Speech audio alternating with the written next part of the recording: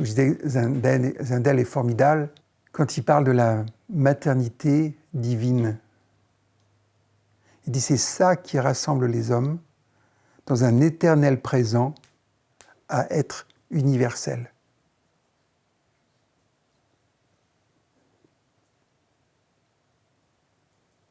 Et il insiste aussi sur les jaillissements de la présence. Vous voyez, c'est en même temps, c'est là où on faut être prêt à s'émerveiller. Quand on l'est avec un bébé, quand on l'est avec un animal, ou quand on est dans l'émerveillement, ce sont des jaillissements. Et ça fait du bien, et ça donne de l'enthousiasme. Et ça permet aussi de continuer à vivre, quelles que soient les situations qu'on a à vivre au quotidien, dans la vie. Être prêt à l'émerveillement. Je crois que c'est quelque chose qu'il faut vraiment qu'on laisse aussi à nos enfants.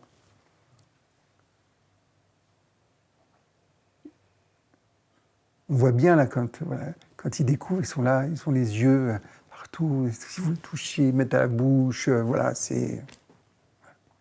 Donc il y a une phrase de Zindel qui dit « Ce don silencieux de nous-mêmes, cet effacement, laisse transparaître Dieu. »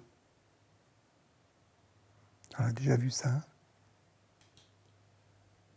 C'est intéressant des fois de prendre une phrase comme ça et de voir ce que ça fait en nous, comment ça résonne, et de la laisser vivre.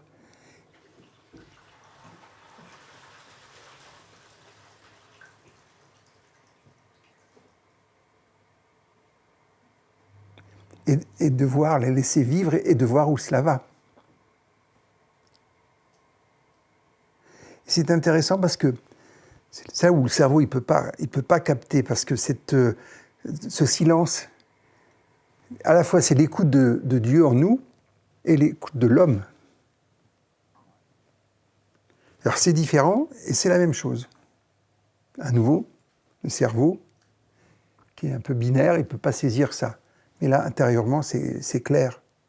C'est là où, je vous dis, c'est là où on saisit les mystères à la fois de Dieu et de l'homme. Alors j'avais trouvé un petit exercice qui est de se regarder dans une glace pour voir le visage de Dieu.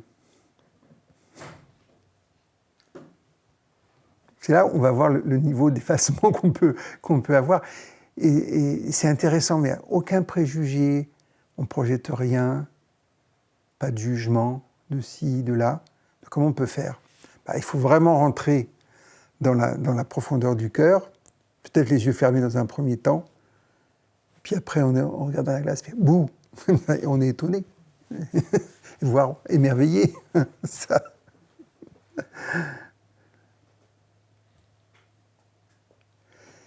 Et quand on est réellement en contact avec donc le visage de Dieu en nous, on peut sentir donc cette harmonie, cette joie, cet équilibre, cet état sattvique, donc, dont je parle souvent d'équanimité.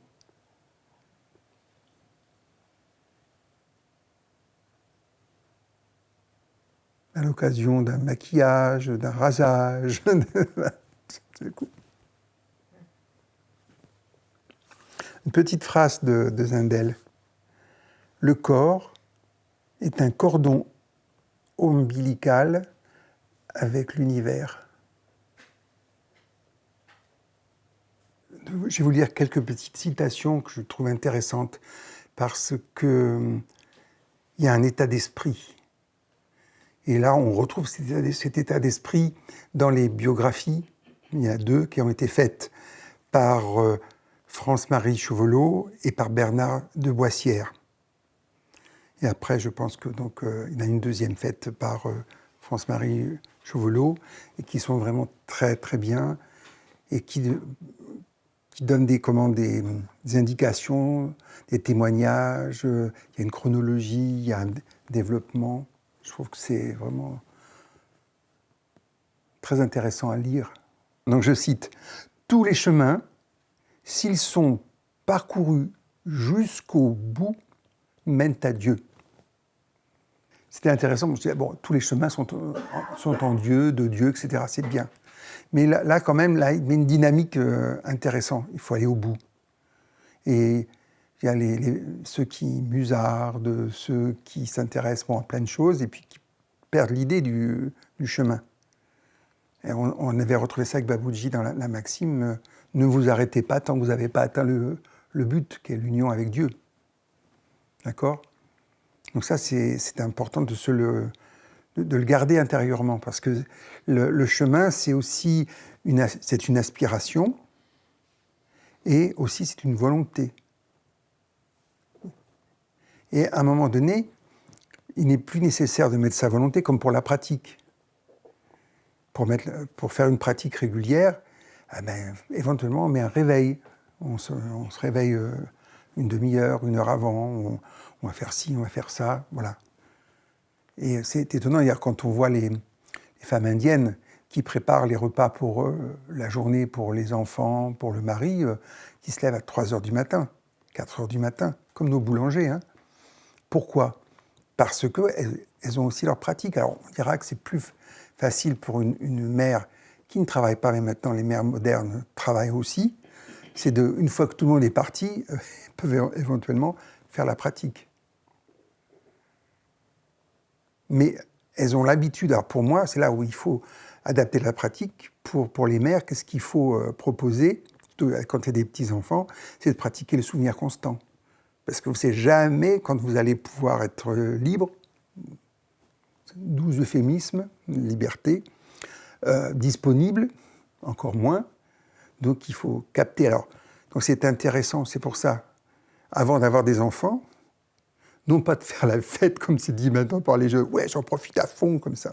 Puis alors les femmes maintenant, elles attendent 30, 35 ans, 39 ans, 3/4, vous voyez, pour vouloir avoir leur enfant et concevoir.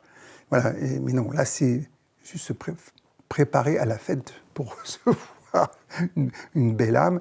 Et donc c'est intéressant de mettre en place sa pratique, de mettre en place le cœur, parce qu'il y a ce moment que j'appelle, après la naissance, du doux esclavage, c'est-à-dire qu'elles ne veulent pas être ailleurs que là où elles sont, et en même temps, c'est 24 sur 24. Il n'y a plus de vie à soi, donc c'est là où il y a quelque chose qui va dans l'ordre de l'abandon. Et si c'est fait avec l'idée du divin, de Dieu, alors c'est fantastique, parce que voilà, on sait pourquoi on s'abandonne. Et on s'abandonne, comme disait Zendel, dans le silence de l'enfant, notre enfant qui est là en face, dans notre silence. Alors là, c'est absolument complet, et c'est régénérant, ça fait du bien. Et à partir de là, ça, c'est la pratique de la maman. Et il y en a beaucoup qui me disent, oui, j'ai pas le temps de faire mon heure ou ma demi-heure, oh là là, et mon cleaning, et tout. Je dis, laisse tomber, c'est pas grave. Alors, il y en a qui sont pas contents de m'entendre dire ça, mais ils ont qu'à être mères, ils verront bien ce que ça donne. C'est vraiment pas évident. En plus, il y avait la fatigue, il y a tout. Sauf que la contrainte qu'il y a, c'est d'être toujours dans la présence. Alors c'est ça la technique, puisqu'il y a une technique du souvenir constant. Donc à partir du moment où la présence est permanente et est constante, la pratique a beaucoup moins d'importance. Alors je dirais que c'est un plaisir, ce moment-là, j'ai réussi à pratiquer. J'ai une maman qui me disait, l'autre fois sur la terrasse, j'ai pu, pendant 2 ou 3 minutes, méditer. Et puis ma petite fille qui est arrivée, comme ça, et qui me regarde, fait, maman, ça fait du bien, hein. Elle avait perçu. 3 ans et demi. Voilà. Donc, vous voyez,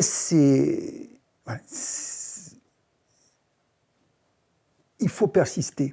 Et justement, le problème aussi avec l'enfant, c'est qu'il donne tellement d'amour qu'on peut oublier l'amour. Une femme qui a son petit mari sympa, son enfant ou ses enfants, un peu que ça aille bien, elle est heureuse, hein. Elle a raison d'ailleurs, quoi être heureuse. Ouais, mais...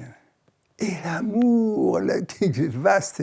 Alors là, il faut faire du commercial. Il faut dire que là, les enfants profitent encore plus de cet amour-là qui est infini, qui est magnifique, qui est porteur, voilà. Alors là, oui, mais là, on parlait du contentement, du point 1 du cœur. Là, il y a le contentement, il y a la joie, il y a l'amour. Même si c'est difficile, c'est intéressant, parce que l'épreuve physique, pour ça, heureusement que les femmes qui ont des enfants sont plutôt jeunes et ont de la vitalité, mais c'est quand même dingue pour certains enfants qui dorment 1 heure, 2 heures, qui se réveillent, et puis ça dure 1 an, 2 ans. Comme ça. Donc il y a vraiment une transcendance de sa fatigue, de ce que l'on est, de sa liberté. Ça, c'est assez fabuleux.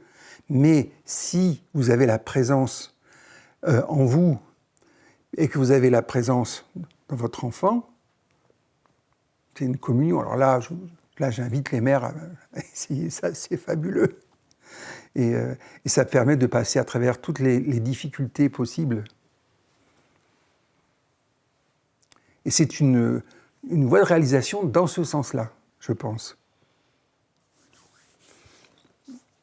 Donc après, j'aimerais vous lire le témoignage de Pierre Nori, qui est au Caire en 1997. Parlant de Maurice Zundel, il n'était pas un professeur parlant d'une spécialité apprise dans les livres, mais un maître spirituel ne faisant part de son expérience et nous invitant à faire la nôtre. L'expérience de Dieu, ce n'était pas une idée, mais quelqu'un avec qui l'on pouvait avoir des relations de connaissance et d'amour. J'ai fait exprès d'aller doucement dans la lecture, parce que là, on comprend mieux ce que veut dire comment Zundel, quand il dit l'autre avec un grand A, en parlant de Dieu, donc de la présence, et de quelqu'un. Et il dit, alors ça c'est son vocabulaire, mais c'est intéressant de l'intégrer, il dit qu'après la deuxième naissance, on devient une personne. Et il dit que Dieu, c'est quelqu'un, c'est une personne. Alors pour moi, c'est le Dieu créateur, hein, ce qu'on peut envisager comme ça. Mais ce qui est intéressant, on le verra à d'autres moments, il parle du dialogue avec Dieu. Ce n'est pas une entité loin, voilà, qui bon, elle est là, dans notre intimité, dans notre cœur, encore plus près qu'une mère peut l'être de son enfant. Donc c'est un lien d'amour.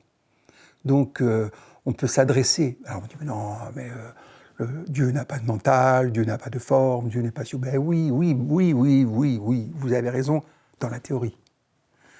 Mais en tant qu'être humain, c'est ce que dit Zundel, on a besoin de l'autre. Et j'aime bien cette superposition de l'autre avec un grand A et d'un petit A. Parce que, voilà, qu'est-ce qu'il entend par l'autre? C'est quelqu'un. Et ce quelqu'un, vous le retrouvez dans l'autre aussi. Vous voyez tout ce que ça entraîne naturellement. Et j'aime bien aussi, c'est de pouvoir avoir un accès à la connaissance et à l'amour. Vous voyez, il met les deux. On a besoin aussi, par rapport à la conscience, d'avoir cette connaissance des choses. Parce que, des fois, on est un peu démunis, on a besoin qu'on nous explique, parce qu'on voilà, on a quand même un mental.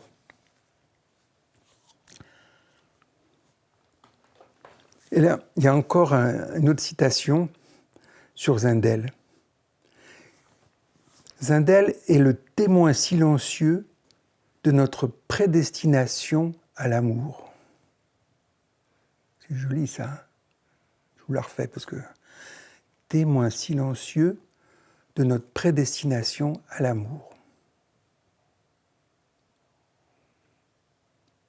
Alors, je n'ai pas trop compris d'où ça venait, j'ai une autre citation alors, comment Zundel a utilisé dans une de ses conférences, mais je crois que ça vient peut-être de Beethoven, je ne suis pas certain.